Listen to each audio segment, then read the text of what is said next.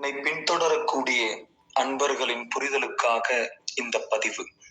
சமூகத்தில் பொதுவாக ஒருவர் தன்னுடைய உழைப்பினாலும் முயற்சியினாலும் தன் நிலையை மாற்றிக்கொள்ள அவர் எடுக்கக்கூடிய அந்த முன்னெடுப்புகளாலும் உயர்ந்து வருகின்றார் என்றால் இருவேறு பார்வையில் அவர் பார்க்கப்படுவார்.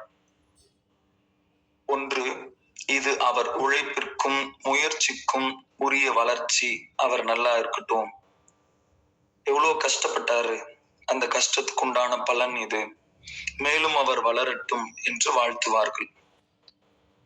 மற்றொரு பார்வை காழ்ப்புணர்ச்சியினால் அவர் மேல் வைக்கக்கூடிய எதிர்மறையான பார்வை.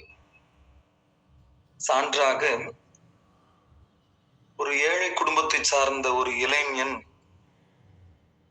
தன் நிலையை உணர்ந்து சமூகத்தை பற்றி புரிந்து கொண்டு கல்வி பயின்று தன்னுடைய முயற்சியினால் நல்ல பணியை தேடிக்கொண்டு அந்த பணியின் மூலமாக நல்ல ஊதியத்தை பெற்று அவனுடைய உழைப்பினால் ஏழ்மையான அவனுடைய குடும்ப சூழ்நிலை மாற்றிக்கொள்ள பல்வேறு முயற்சிகளை எடுத்து நல்ல வீடு கட்டி நல்ல வாகனங்கள் வாங்கி கொண்டு சமுதாயத்தில் பிறர் முன்பு நன்றாக வாழ்ந்து வந்தால் அவனை பற்றி இருவேறு சிந்தனைகள் இந்த சமூகத்தால் பார்க்கப்படும்.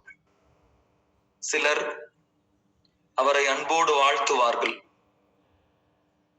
அவன் பட்ட கஷ்டத்துக்கு இன்னைக்கு நல்ல வளர்ச்சி, நல்லா வாழ்ந்துட்டு இருக்கிறான் அப்படின்னு சொல்லி. பலர், இவன் ஏழ்மையா இருந்தவனே, இவன் ஏழ்மையான குடும்பத்தை சார்ந்தவன் தானே, இவனுக்கு இவ்வளவு பணம் எங்கிருந்து வந்தது என்று அவன் பட்ட கஷ்டத்தை எல்லாம் பாராமல் எதிர்மறையாக சிந்திப்பார்கள். அப்போ இவன் ஏதோ முறை தவறி தவறான வழியில் பொருளீட்டுகின்றான், இவனுக்கு எப்படி இவ்வளவு பணம் வந்தது அப்படின்னு சொல்லி சிந்திப்பார்கள். அது போலவே பொது வாழ்வில் உள்ளவர்கள் அவர்களுடைய முயற்சியினால், அவர்கள் செய்யக்கூடிய நல்ல காரியங்களால், மக்கள் அவர்கள் மேல் காட்டக்கூடிய அன்பினால் அவர்கள் வளர்ந்து வரும்போது அவர்களை சுற்றிலும் தவறான புரிதல்களும் சேர்ந்தே வளரும். பயிர் வைக்கும் போது எப்படி களை சேர்ந்தே வளர்ந்தோ அது போல, அப்படி நான் சந்திக்கக்கூடிய சில நெருடலான விடயங்களில் ஒன்று, இங்கு நாம் எத்தனையோ திருப்பணிகளை தொடர்ந்து செய்து கொண்டே வருகின்றோம். கோயில் திருப்பணி, அன்னதான கூடம் உள்ளிட்ட திருப்பணிகள், ஆசிரமம், இங்கு சுற்றிலும் நடக்கக்கூடிய எல்லா வளர்ச்சி பணிகளும் தொடர்ந்து எத்தனையோ சூழ்நிலையிலும் நிறுத்தாம, வேகமா செல்ல முடியலனாலும் பரவாயில்லை, ஆனால் நிறுத்தாமல் தொடர்ந்து ஏதாவது ஒரு பணியை செய்து கொண்டே இருக்கிறதுனால இந்த அறப்பணிகள், இறைப்பணிகள் இவற்றின் பொருளாதார பின்புலம் பற்றி சில பேருடைய பார்வை நெருடலா இருக்கும். என்ன அப்படின்னா, தொடர்ந்து இங்க இதெல்லாம் செய்துட்டே இருக்கிறாங்களே, இவர்களுக்கு எங்கிருந்து வருது பணம்? இதுதான், எப்படி இவ்வளவு பணம், எப்படி இத்தனை பணிகள் செய்யறாங்க அப்படின்னு சொல்லி யோசிப்பார்கள். யோசிக்கக்கூடியவர்கள்ல இருவேறு தரப்பட்ட மக்கள் உண்டு.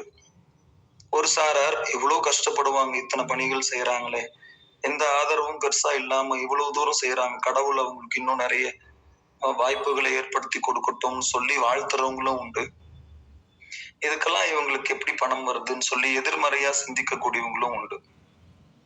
தொடக்க காலத்திலிருந்து இங்கு வரக்கூடிய பக்தர்களுக்கு இங்கு நான் செய்யும் திருப்பணிகள் பற்றியும் அவற்றிற்கு நான் மற்றும் என்னை சார்ந்த அன்பர்கள், தொண்டர்களுடைய உழைப்பு, எதிர்கொள்ளக்கூடிய சிரமங்கள், இவற்றை பற்றி எல்லாம் ஓரளவுக்கு தெரியும். சமீப காலத்துல புதிதா ஓரளவுக்கு ஆலயம் அமைச்ச பின்பு வருகை தரக்கூடிய அன்பர்களுக்கு இங்கு திருக்கோயில் அமைய நாங்கள் பட்ட கஷ்டம், அதில் இருந்த இந்த வருத்தங்கள், இவையெல்லாம் புரிவதற்கு நியாயமில்லை. எனவே அவர்களுக்காகத்தான் இந்த பதிவு.